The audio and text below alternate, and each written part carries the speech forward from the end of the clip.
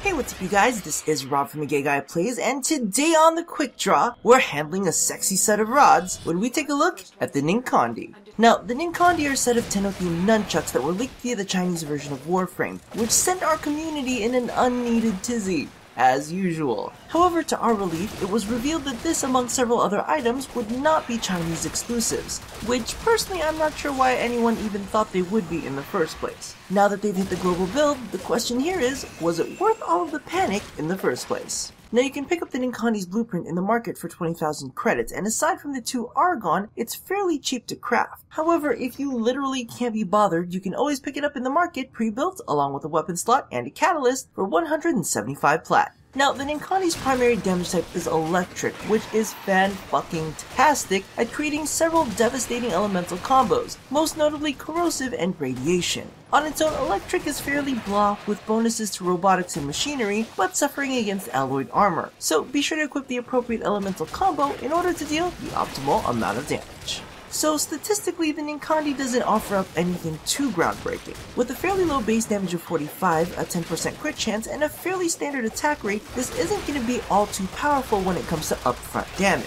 The only area it really shines is the fact that it tops the melee weapon charts for status, sitting at a base 35% chance to proc. Now, this actually combines fairly well with the fact that its base damage is elemental, allowing you to completely ignore the typical IPS spread and really hone in on the status effects you want to proc. Personally, I would suggest Radiation and Viral because that is just hilarious. You're either going to take your target's health down by half, or cause their teammates to turn on them, or both. With only 2 elemental status mods, you can pull the status chance up to a whopping 77%, while a third will pull you all the way up to 98%. However, while all this is great and fantastic, status effects without a nice strong base damage to finish the job just aren't going to get you too far. I can personally attest that you can definitely feel the Ninkondi begin to struggle in non-escalating T4 missions. On the other hand, I will say that its only current moveset, Atlantis Vulcan, does provide some very wide-arcing swings mixed into some multi-hit strikes, making the Ninkondi capable of spreading status effects very quickly. Because if you're really only going to be good at one thing, you had better be the best at it. Now, speaking of being the best, can we talk?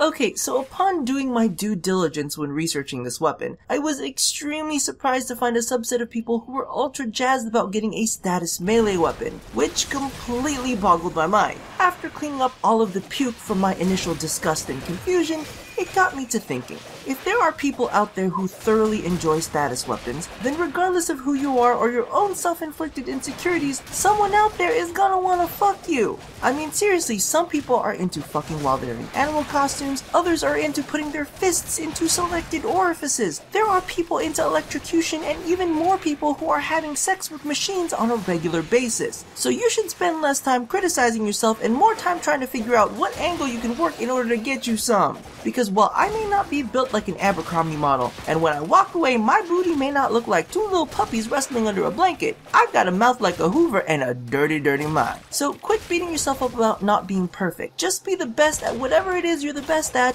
and let's get back to the quick draw. So all in all, the Ninkondi are alright. They're solely interesting due to their status chance, but are limited as the potential for those effects aren't as far-reaching as things like critical damage and their multipliers. However, the initial moveset makes for quite a nice pairing and isn't too difficult to get. Aesthetically, it looks pretty cool, and its acquisition and component costs are a piece of cake. So while it may not be the new endgame weapon, it's undeniable that these 2 rods are amazing to watch in action.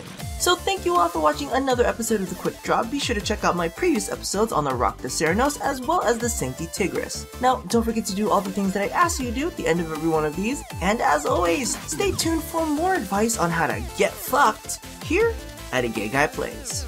Okay, let's be real here. It was all about Donatello and Michelangelo. I mean, come on. Leonardo had the personality of a cardboard box, and Raphael, he needed to take his ass to some anger management classes. Ain't nobody want to party with you, Raphael.